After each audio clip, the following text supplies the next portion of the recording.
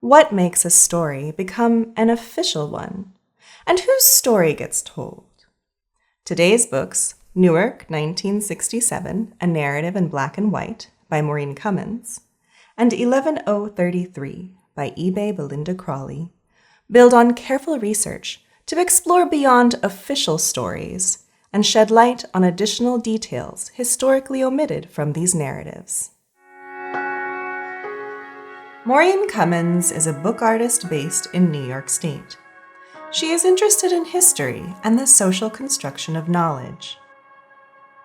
Often working with found printed matter and ephemera, she examines and subverts the reverence people bring to official knowledge of published facts and recorded history.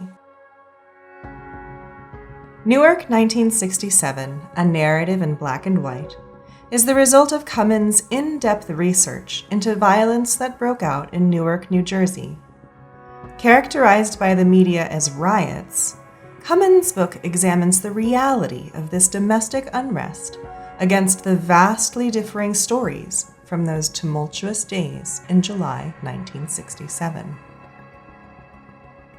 The book features accounts and oral histories from 10 different perspectives. It begins with the newspaper stories in dense and hard-to-read typography. It seems to be an authoritative, chronological telling of events. Across is a photo of a little white girl, and behind this, a washed-out photo. I can make out black people in the lower part of the image. Above them, it looks like law enforcement with white helmets. Cummins rhythmically juxtaposes these three sets of information through this book. Someone recounts the events in Newark. Across are family photos of her or her mother. Behind those are press photos from the events of those days when 26 people were killed and hundreds seriously injured. Each of the accounts builds upon the last, bringing into question who and what actually led to and then perpetrated the violence.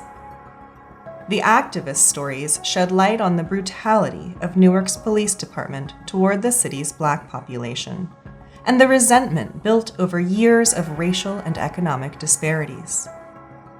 From law enforcement, concerning statements from individuals on the ground, stand in contrast to statements of deflection from higher-ups. Through her research in the Newark Public Library's archive, it became clear to Cummins that this wasn't a race riot, which is how it was depicted at the time.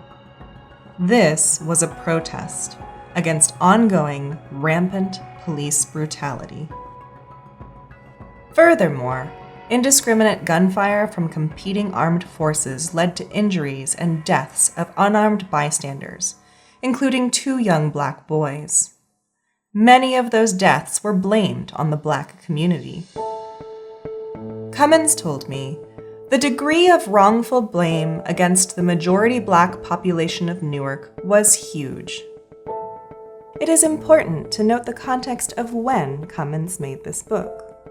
She began this project 6 months before George Floyd was murdered by a white Minneapolis police officer in May 2020.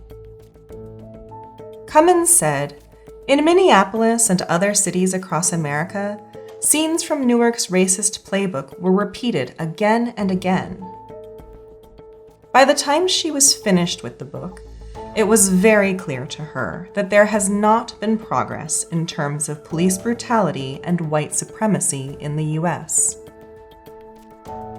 In addition to creating a relationship with the cutouts, Cummins said that the photos use color to comment on color. The white characters are foregrounded and printed with bold ink. In contrast, the photos of Black people are faded, barely there or acknowledged. Looking closer at the photos, I can see that Cummins has inserted a parallel story. These family pictures were taken in the high-rise in Newark, where Cummins lived with her parents while the violence unfolded in the city. It is subtle, but the first photo of her mother shows a black eye, the result of domestic abuse from her father. The words domestic unrest begin to take on a double meaning. The book gives greater presence to the narratives of what people really saw in the city, but during her research, Cummins was thinking a lot about the parallels between what was going on in her house and in the streets below. Both involved violence and abuse on the part of a dominating white male force. The final story comes from that dominating white male force, her father's story. Like many of the white middle and working class residents of Newark at the time, he quickly abandoned the city and moved his family elsewhere. This white flight led to a decades-long period of disinvestment and urban blight, a pattern seen across the U.S. Newark, 1967, a narrative in black and white, takes a strong stance in making clear what happened during the so-called Newark riots. Noting the intersections of race, class, and gender, the book connects history to current events, reminding us to look carefully at whose stories are being told.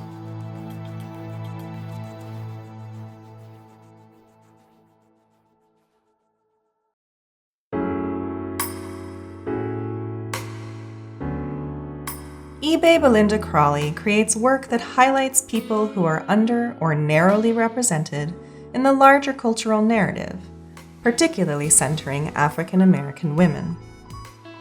Her work incorporates a variety of materials and processes, from stitching stories using sewing techniques learned from her mother and grandmother, to carving marble sculptures. All are embedded with layers of meaning. 11033 focuses on the story of Mary Morst, an African-American woman who was imprisoned in the Virginia State Penitentiary in 1912 for murdering her husband. Pregnant when she entered confinement, she soon gave birth to twins. 11033 was the inmate number assigned to her. Lifting the book out of the paper bag enclosure, I am immediately struck by how unexpectedly heavy it is. Created during a residency at Women's Studio Workshop, 11033 contains 2 layers of narrative. An official story takes the form of archival documents that are embedded in the handmade flax paper. We see newspaper clippings, prison records, and letters about Morst and her children. These are the facts according to the public record, but Crawley has obscured them, making them harder to read. In contrast, dominance is given to the handwritten text. Composed by Crawley, this is a fictionalized letter from Morst to her unborn children. It is full of a mother's love and reassurances, concerns and apologies. A clay page is bound in the center of the book, shaped in the same pregnant profile as the crisp paper around it. The material shift is as unexpected and impactful as the weight it brings to the book. When I spoke with Crawley, she noted that there aren't so many stories of regular people and regular lives in history. Morst's story is recorded because of her relationship with the penal system. Set across the booking photo of Morst facing the same direction, the dark clay and the crisp outlines of the pregnant woman's profile underscore Morst's humanity, that she was a real person that existed beyond the paper record. Crawley is primarily a sculptor and prefers to see things in the round. She told me she originally intended to use cotton fabric for this page, but later decided to use the dark clay to help the book stand, so she and readers could move around it. From one side, we see the bars of a prison cell. But looking at the other side, we see a human and a mother, multidimensional and full. Crawley creates the opportunity for us to see Mary Morst in the round. After the clay page, the letter shifts toward the future. At that time, children born in the penitentiary could stay with their mothers until they were 4 years old. The letter shares plans to take care of them, promising love and joy in their lives. Inset in these folds are snippets from letters recommending her for pardon.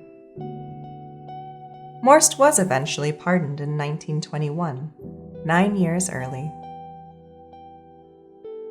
11033 offers an empathetic and humanizing perspective to those archival documents. Mary Morst was a real woman who loved and advocated for her children. Her story matters. Newark, 1967, A Narrative in Black and White, and 11033 draw out a more rounded truth through the important narratives that exist in historic archives. Moving past assumptions based on official stories, both books underscore the humanity of people whose lives and stories have been narrowly, if at all, represented in history.